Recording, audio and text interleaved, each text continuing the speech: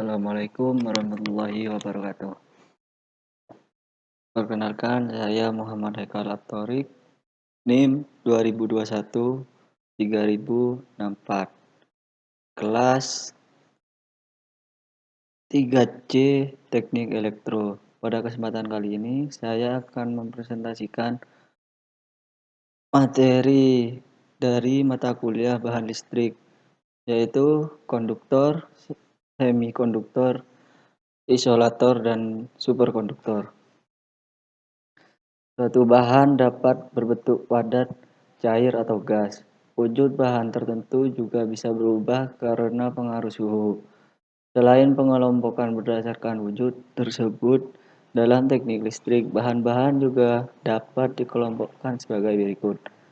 Yang pertama, bahan pengantar atau konduktor. Yang kedua, bahan penyekat, isolator atau insulator. Yang ketiga, bahan setengah pengantar atau semikonduktor, bahan magnetis, bahan superkonduktor, bahan nuklir, dan yang terakhir bahan khusus atau bahan untuk pembuatan kontak-kontak untuk sekring dan sebagainya. 1. Bahan pengantar konduktor adalah bahan yang mengantarkan listrik dengan mudah. Bahan ini mempunyai daya antar listrik yang besar dan tahanan listrik yang kecil. Bahan pengantar listrik berfungsi untuk mengalirkan arus listrik. Perhatikan fungsi kabel pumparan atau lilitan pada alat listrik yang Anda jumpai. Juga pada saluran transmisi atau distribusi. Dalam teknik listrik, bahan pengantar yang sering dijumpai adalah tembaga dan aluminium. Yang kedua, bahan penyekat atau isolator adalah bahan yang berfungsi untuk menyekat agar tidak terjadi aliran listrik atau kebocoran arus apabila kedua pengantar tersebut bertegangan. Jadi, bahan penyekat harus mempunyai tahanan jenis besar dan tegangan tembus yang tinggi. Bahan penyekat yang sering ditemui dalam teknik listrik adalah plastik, karet, dan sebagainya. Bahan superkonduktor. Pada tahun 1911, Kamerlingh Onnes mengukur perubahan tahanan listrik yang disebabkan oleh perubahan suhu Hg dalam helium cair.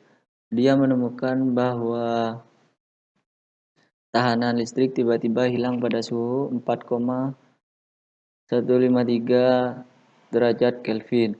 Sampai saat ini ditemukan sekitar 24 unsur hantaran super dan lebih banyak lagi panduan dan senyawa yang menunjukkan sifat-sifat hantaran super.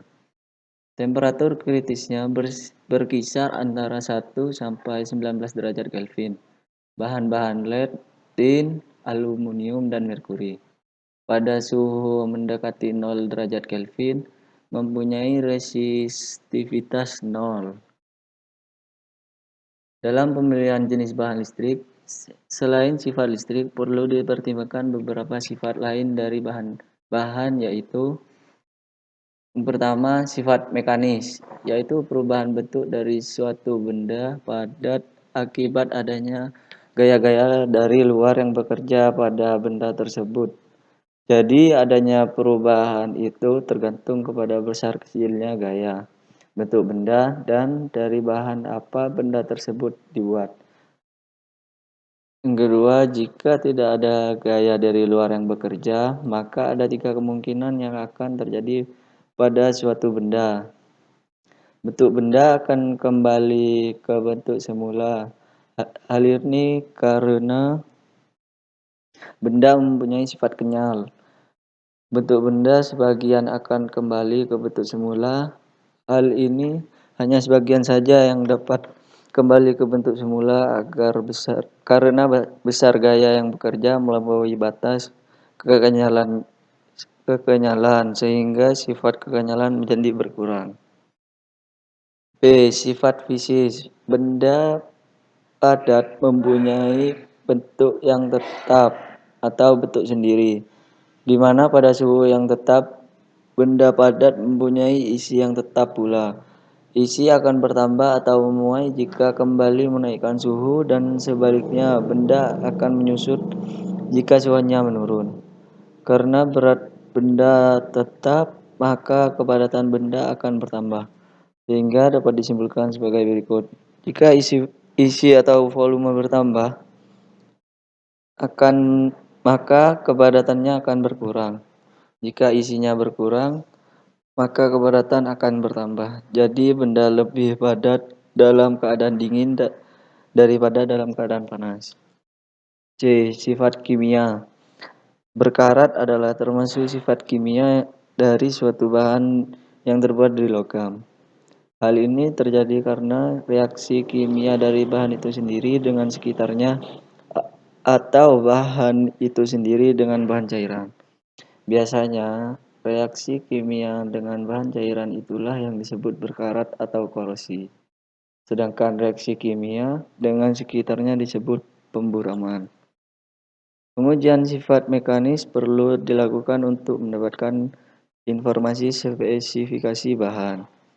Melalui pengujian tarik akan diperoleh besaran-besaran kekuatan tarik, kekuatan mulur, perpanjangan, reduksi penampang, modulus elastis, resilien, keuletan logam, dan lain-lain. Selain sifat-sifat tersebut dengan tidak secara terlalu teknis, perlu diperhatikan kekerasan dan kemampuan menahan goresan. Contoh sifat fisis yang sering diperlukan adalah berat jenis, titik lebur, titik didih, titik beku, kalor lebur, dan sebagainya. Juga sifat perubahan volume, wujud, dan panjang terhadap perubahan suhu. Perkaratan adalah contoh sifat bahan akibat reaksi kimia. Reaksi antara logam dengan oksigen yang ada di udara. Sifat kimia termasuk sifat bahan yang beracun. Kemungkinan mengadakan reaksi dengan garam, asam, dan basa. Selain bahan penyekat atau isolator di atas, ada bahan lain yang juga banyak digunakan dalam teknik ketenaga listrikan, yaitu bahan pengantar atau sering dinamakan istilah konduktor. Suatu bahan listrik yang akan dijadikan penghantar juga harus mempunyai sifat-sifat dasar penghantar itu sendiri, seperti koefisien suhu tahanan, daya hantar panas, kekuatan tegangan, tarik, dan lain-lain.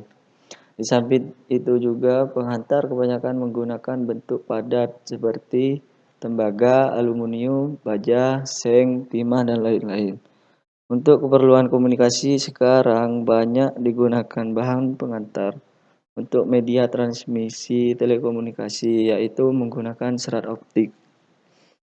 Erat kaitannya dengan keperluan pembangkitan energi listrik, yaitu suatu bahan magnetik yang akan dijadikan sebagai medium untuk konversi energi, baik dari energi listrik ke energi mekanik ke energi listrik menjadi energi panas atau cahaya, maupun dari energi listrik menjadi listrik kembali. Bahan magnetik ini tentunya harus memenuhi sifat-sifat kemagnetan dan parameter-parameter untuk dijadikan sebagai bahan magnet yang baik. Dalam pemilihan bahan magnetik ini dapat dikelompokkan menjadi 3 macam, yaitu ferromagnetik, paramagnetik, dan diamagnetik. Mungkin itu saja presentasi dari saya. Kurang lebihnya mohon maaf. Wassalamualaikum warahmatullahi wabarakatuh.